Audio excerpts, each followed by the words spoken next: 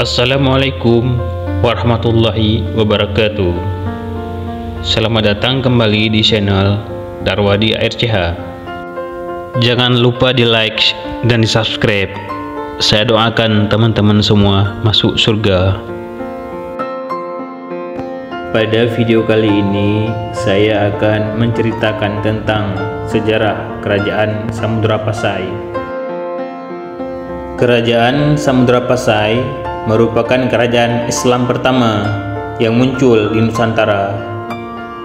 Kerajaan ini didirikan oleh Merah Silu pada tahun 1267 Masehi.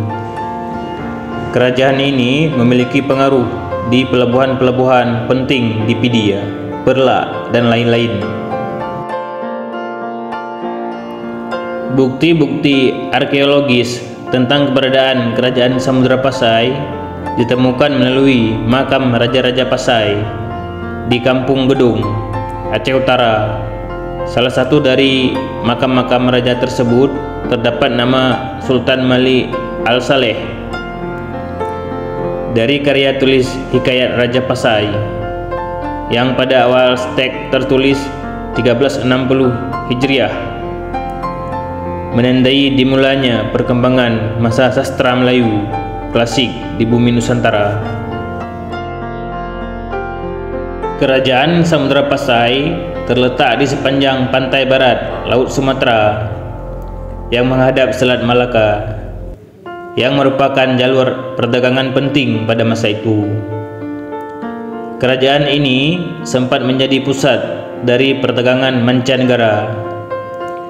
Kerajaan Samudra Pasai adalah kerajaan bercorak Islam yang terdapat di Sumatera.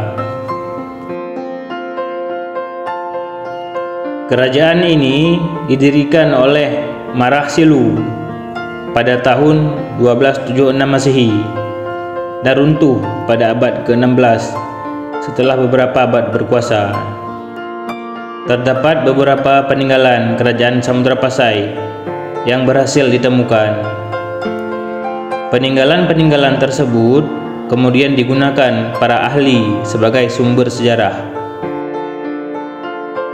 Sejarah Kerajaan Samudra Pasai berawal dari ditemukannya 3 batu nisan bersurat, 2 di Lebuk Tua, Merah Mulia, dan 1 di Matang Ulim. Seperti dikutip dari buku Tinggalan Sejarah Samudra Pasai oleh Cisah tahun 2014. Dalam batu nisan tersebut menggambarkan adanya pemerintahan Islam yang terjadi pada pertengahan abad ke-7 Hijriah atau 13 Masehi.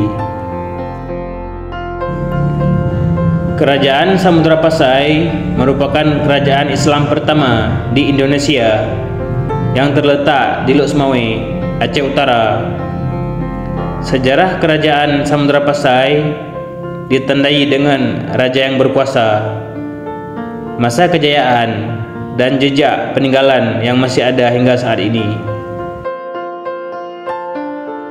Kerajaan Samudra Pasai merupakan kerajaan yang dipimpin oleh Sultan. Kesultanan ini merupakan gabungan dari Kerajaan Pasai dan Perla yang sudah ada sebelumnya.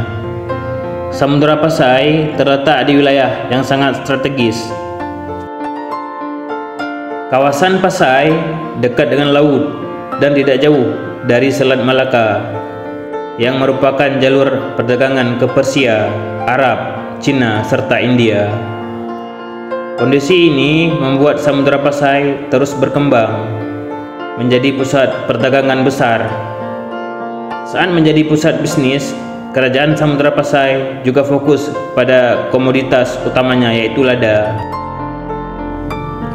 Berikut adalah daftar beberapa raja yang memerintah di Kerajaan Samudra Pasai.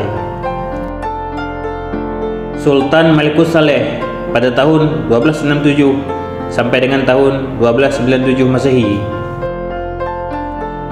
Sultan Muhammad Malikul Dahir pada tahun 1297 sampai dengan 1326 Masehi. Sultan Mahmud Malik Az-Zahir pada tahun 1326 sampai dengan tahun 1345 Masehi. Sultan Malik Az-Zahir pada tahun 1346 Masehi. Sultan Ahmad Malik Az-Zahir pada tahun 1346 sampai dengan 1383 Masehi. Sultan Zain Al-Abidin Malik Az-Zahir pada tahun 1383 sampai dengan tahun 1405 Masehi. Sultanah Nahrasiyah pada tahun 1405 sampai dengan tahun 1412 Masehi. Sultan Salah ad-Din pada tahun 1402 Masehi.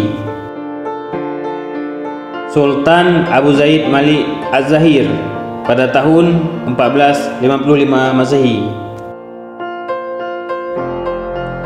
Sultan Mahmud Malik Az-Zahir pada tahun 1455 sampai dengan tahun 1477 Masehi.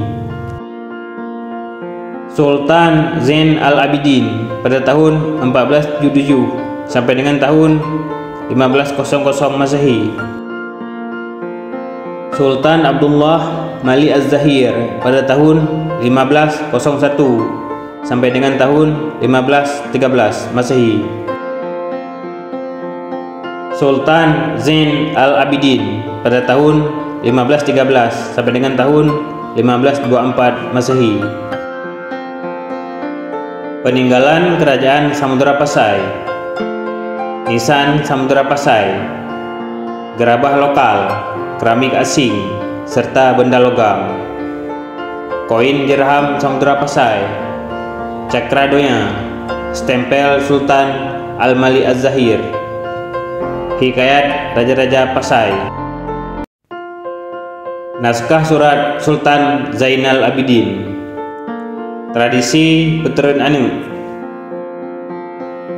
Itulah cerita singkat Kesultanan Kerajaan Samudra Pasai yang ada di wilayah Aceh yang jarang kita ketahui selama ini.